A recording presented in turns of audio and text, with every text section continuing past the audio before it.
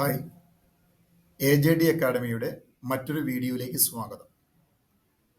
ഇന്ന് higher education സ്കോളർഷിപ്പിനെ കുറിച്ചാണ് ഈ വീഡിയോയിൽ ഞാൻ പരാമർശിക്കുന്നത്.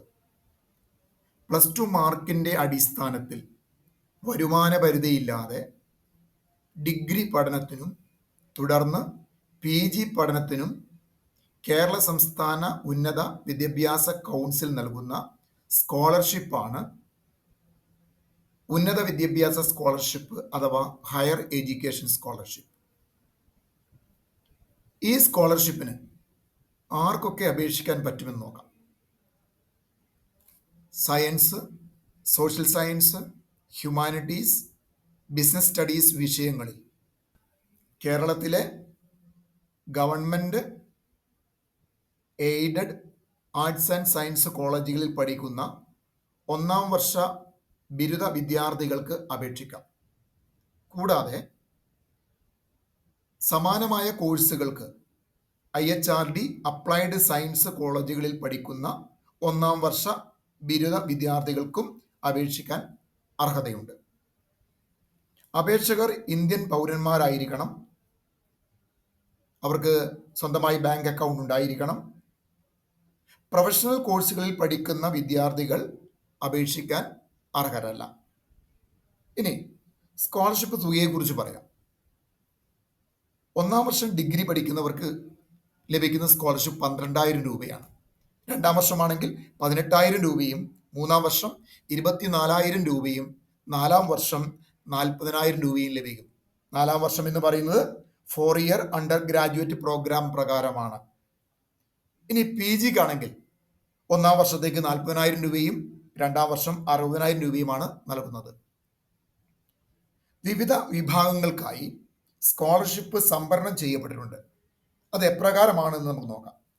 SC/ST 10%, BPL വിഭാഗത്തിന് 10%, OBCക്ക് 27%, ഭിന്നശേഷി വിഭാഗത്തിന് 3%, പൊതുവിഭാഗം 50%. ഈ സ്കോളർഷിപ്പ് നൽകുന്നത് +2 മാർക്കിൻ്റെ അടിസ്ഥാനത്തിലാണെന്ന് ഞാൻ പറഞ്ഞു. അപേക്ഷിക്കാനുള്ള മിനിമം മാനദണ്ഡം എന്താണ് എന്ന് നോക്കാം. ST വിഭാഗത്തിലെ അപേക്ഷകരെ സംബന്ധിച്ച് +2-ന് എല്ലാ വിഷയത്തിനും പാസ് മാർക്ക് മാത്രം മതി. എന്നാൽ SC വിഭാഗത്തിന് സയൻസ്, ഹ്യൂമാനിറ്റീസ്, സോഷ്യൽ സയൻസ് വിഷയങ്ങൾക്ക് 55% മാർക്ക് ഉണ്ടായിരിക്കണം. മാത്രമല്ല ബിസിനസ് സ്റ്റഡീസിന് 60% മാർക്കും വേണം. ഇനി ഭിന്നശേഷി വിഭാഗത്തിൽപ്പെട്ട കുട്ടികളാണെങ്കിൽ അവർക്ക് എല്ലാ വിഷയങ്ങൾക്കും 45% മാർക്ക് വേണം. എല്ലാ വിഷയങ്ങൾക്കും 45% മാർക്ക് വേണം. ടോട്ടൽ 40% പോരാ. ഇനി BPL OBC വിഭാഗങ്ങളിൽപ്പെട്ട കുട്ടികളാണെങ്കിൽ സയൻസിന് 60% മാർക്കും ഹ്യൂമാനിറ്റീസിന് അതുപോലെ സോഷ്യൽ സയൻസിനും 55% മാർക്കും ബിസിനസ് സ്റ്റഡീസിന് 65% മാർക്കും ഉണ്ടായിരിക്കണം. ഇനി പൊതുവിഭാഗത്തിലാണെങ്കിൽ അതായത് ജനറൽ കാറ്റഗറിയിൽ വരുന്ന കുട്ടികളാണെങ്കിൽ സയൻസ്, ബിസിനസ് സ്റ്റഡീസ് എന്നിവയ്ക്ക് 75% മാർക്കും ഹ്യൂമാനിറ്റീസ്, സോഷ്യൽ സയൻസ് വിഷയങ്ങൾക്ക് 60% മാർക്കും ഉണ്ടായിരിക്കണം. ഈ പറഞ്ഞ പ്രകാരം മാർക്ക് +2-ന് ലഭിച്ച 2025-26 വർഷം ഡിഗ്രി പഠിക്കുന്ന കുട്ടികൾക്കാണ് അപേക്ഷിക്കാൻ അർഹത. PG 1-ാം വർഷ വിദ്യാർത്ഥികളെ സംബന്ധിച്ച് അവർക്ക് ഡിഗ്രിക്ക് ലഭിച്ച മാർക്കിൻ്റെ അടിസ്ഥാനത്തിലാണ് സ്കോളർഷിപ്പ് നൽകുന്നത്. 1-ാം വർഷ സ്കോളർഷിപ്പ് ലഭിക്കുന്ന വിദ്യാർത്ഥികൾക്ക് തുടർ വർഷങ്ങളിൽ സ്കോളർഷിപ്പ് നൽകുന്നത് അവരുടെ പഠന മികവ് വിലയിരുത്തിയിട്ടാണ്. ഇതിൻ്റെ മാനദണ്ഡം നിശ്ചയിക്കുന്നത് ഉന്നത വിദ്യാഭ്യാസ കൗൺസിലാണ്. സാധാരണയായി എല്ലാ വർഷവും ജനുവരി, ഫെബ്രുവരി മാസങ്ങളിലാണ് വിജ്ഞാപനം ഉണ്ടാവാറുള്ളത്. അപേക്ഷകർ ഉന്നത വിദ്യാഭ്യാസ കൗൺസിലിൻ്റെ വെബ്സൈറ്റിൽ നേരിട്ട് രജിസ്റ്റർ ചെയ്യണം. വെബ്സൈറ്റിൻ്റെ അഡ്രസ്സ് ഞാൻ എൻ്റെ വീഡിയോയുടെ ഡിസ്ക്രിപ്ഷൻ ബോക്സിൽ നൽകിയിട്ടുണ്ട്. ആവശ്യമായ വിവരങ്ങൾ പൂർണ്ണമായും തെറ്റാതെ നൽകുക. ഓൺലൈനായി സമർപ്പിച്ച അപേക്ഷയുടെ കോപ്പി എടുത്ത് ആവശ്യമായ സർട്ടിഫിക്കറ്റുകളുടെ പകർപ്പിനോടൊപ്പം പഠിക്കുന്ന സ്ഥാപനത്തിൻ്റെ മേലധികാരിക്കാണ് അപേക്ഷ സമർപ്പിക്കേണ്ടത്.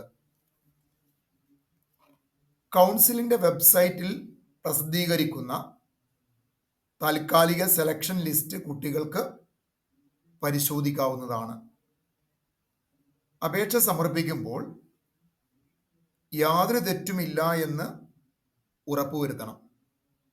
അതോടൊപ്പം പൂർണ്ണമായ വിവരങ്ങൾ നൽകുകയും ചെയ്യണം.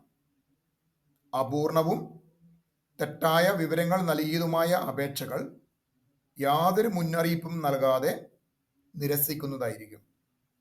ആ കുട്ടികളുടെ പേര് താൽക്കാലിക ലിസ്റ്റിൽ ഉണ്ടായിരിക്കില്ല. സ്കോളർഷിപ്പിനായി തിരഞ്ഞെടുക്കപ്പെടുന്നവരുടെ അന്തിമ ലിസ്റ്റ് കൗൺസിലിൻ്റെ വെബ്സൈറ്റിൽ പ്രസിദ്ധീകരിക്കുന്നതാണ്.